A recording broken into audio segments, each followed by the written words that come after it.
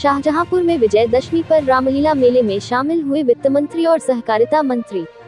शाहजहांपुर खिरनी बाग मेले में विजयदशमी के पर्व पर रावण दहन कर असत्य पर सत्य हुई। इससे पूर्व प्रदेश सरकार में वित्त मंत्री सुरेश खन्ना, सहकारिता मंत्री JPS राठौर ने अधिकारियों संग दुर्गा मां की आरती करके लीला मंचन का शुभारंभ किया। कलाकारों द्वारा रामलीला का मंचन भी देखा। इस दौरान वित्त मंत्री सुरेश खन्ना और सहकारिता मंत्री JPS राठौर ने रामलीला मंचन के कलाकारों को पुरस्कार भी बांटे।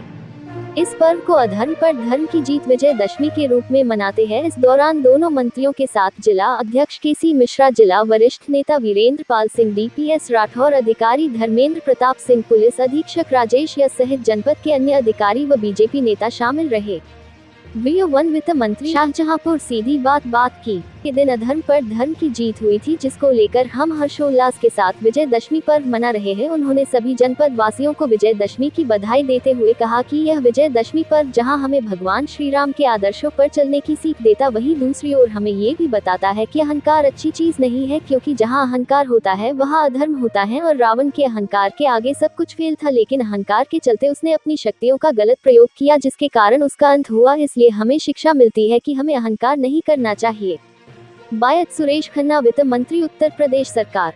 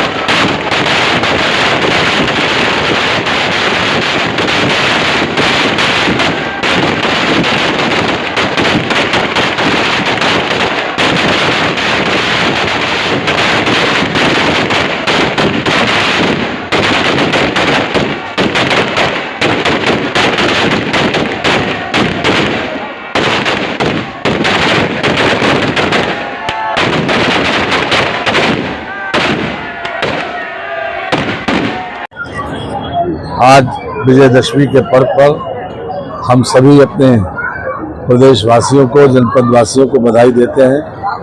आज का दिन विशेष रूप से आसुरी शक्तियों का नाश और धार्मिक शक्तियों की विजय, यही संदेश दिया जाता है।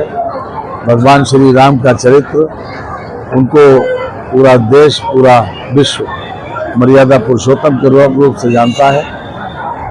हम जानते हैं कि अनीति के ऊपर नीति की विजय, अन्याय के ऊपर न्याय की विजय, इसी आधार के ऊपर ये पर्व मनाया जाता है।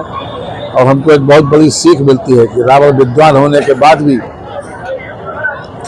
अनीति पर चलने का उसने मार्ग अपनाया, और उसका नतीजा ये हुआ कि उसको पराजय का मुंह देखना पड़ा पूरे खानदान के साथ। ये हमको बहुत बड़ा संदेश देता है। तुलसीदास जी की एक चौपाई है कि जो हमको बहुत भाग्य से बहुत दूर करती है कि कर्म प्रधान विश्व रच राखा, और जो जस करे सो तस फल चाखे। मैं समझता हूँ कि हमको इस चौपाई को ही आपके साथ करना चाहिए कि जो जैसा करेगा उसका प्रतिफल भी वैसा ही होगा।